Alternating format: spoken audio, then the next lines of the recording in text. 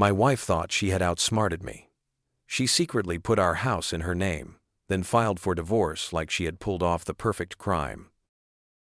She even strutted into court, flashing a smug grin, convinced I was finished. But what she didn't know was that one tiny mistake she made was about to blow everything apart. For 8 years, I believed my marriage was solid.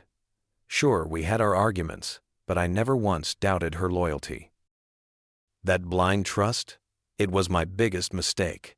She wasn't planning just to leave me. She was planning to strip me of everything. It all started about 6 months before she dropped the divorce papers. Out of nowhere, my wife became fixated on the house we bought 5 years earlier. Both our names were on the deed. Both of us had been paying the mortgage, though most of the down payment came straight from my inheritance. One night, sitting on the couch, she tossed it out casually. "We should refinance under just my name. My credit's better. We'll save money." At first, it sounded reasonable. Her score was slightly higher than mine. Lower interest, smaller payments, it made sense. But something in my gut told me it was a setup. Wouldn't that mean taking me off the deed?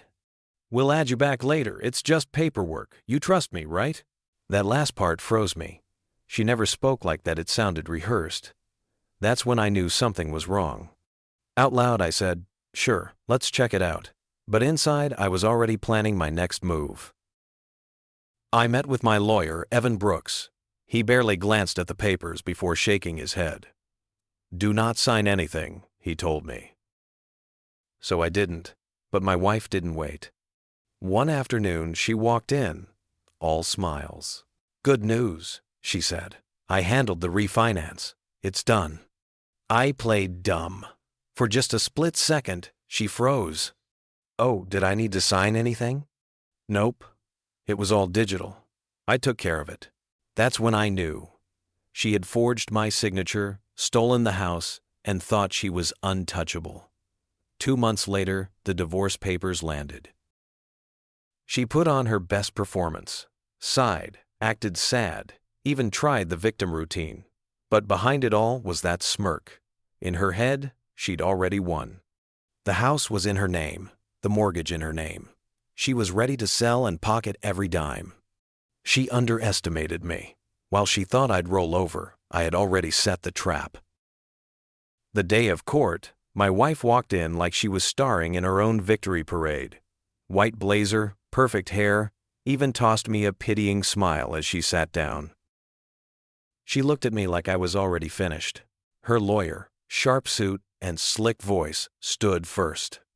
"Your Honor, my client, Mrs. Miller, is the rightful owner of the marital home. The mortgage and title prove the house belongs solely to her. Mr. Miller has no legal claim."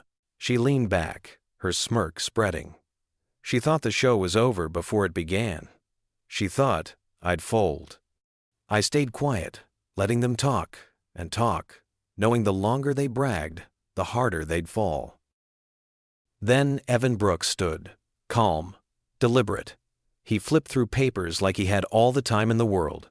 "Your Honor, while the house is currently in Mrs. Miller's name, we have overwhelming evidence the transfer was fraudulent." Her smile twitched for the first time. The judge adjusted her glasses, eyes narrowing. "Fraudulent? Please elaborate." And that's when the tide turned.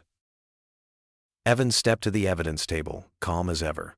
He pulled out the smoking gun, the mortgage transfer document. My name was on it, but the signature wasn't mine. "Your Honor, my client never signed these documents. A forensic handwriting expert is prepared to testify the signature was forged." She froze. Her lawyer shifted in his seat. The judge's expression hardened. "That is a serious allegation," her attorney barked. The judge lifted a hand. "I'd like to hear more." Evan slid another file across the table. "Additionally, we have records showing Mrs. Miller contacted the lender, submitted forged authorization forms, and tried to rush the process to avoid detection." I risked a glance at my wife. All the color had drained from her face. That cocky grin? Gone. And Evan wasn't done yet. Not only was this transfer fraudulent, but it also violated their prenuptial agreement. That agreement clearly requires both signatures for any major financial decision. She snapped her head toward me, eyes wide. She had forgotten about the prenup. By forging my name, she hadn't just stolen the house she'd killed, her claim to spousal support too. Her lawyer tried to object, but Evan kept laying out the evidence like he was reading a grocery list. Every word hit her like a hammer. She looked like a ghost. That's when I finally spoke. I'd been waiting for this moment. Actually, Amber, the court won't need to decide much, because I'm suing you for mortgage fraud. The room went silent. She blinked, stunned. Right on cue, the courtroom doors opened. A bailiff walked over and handed her an envelope. She tore it open, her hands shaking. It was the lawsuit, filed, official. Her jaw clenched, eyes wild. "You can't do this to me!" she shrieked. "Enough," the judge snapped. The verdict was swift. The house was returned to me. My wife was responsible for legal fees, and fraud charges were under review. Game over. But she wasn't done unraveling. The judge's gavel had barely echoed when she snapped. Her hands shook, her breathing turned ragged, and then she exploded. "You can't do this!" she screamed, leaping to her feet. "I put everything into this marriage. You owe me something." The judge's face darkened. "Mrs. Miller, sit down, or you will be removed from this courtroom." Her eyes darted to her lawyer, begging for backup. But he was already shoving papers into his briefcase, looking like a man desperate to disappear. She spun back toward me, her face twisted with rage. "You think you're so smart, don't you?" I kept my voice flat, calm. "I think I protected myself from a scam artist." Her nostrils flared, her voice shaking. "You set me up." "No, Amber. You forged my signature. That's a felony. You set yourself up." And that was the exact moment I saw it, the flicker in her eyes when she finally realized she was cornered. Her defiance crumbled into desperation. Her voice softened, eyes glistening like she thought she could charm her way out. "Babe, please, we don't have to do this. We were good once. We can fix it." Classic move. Sweet talk after months of scheming. I almost laughed. I leaned forward, my words sharp.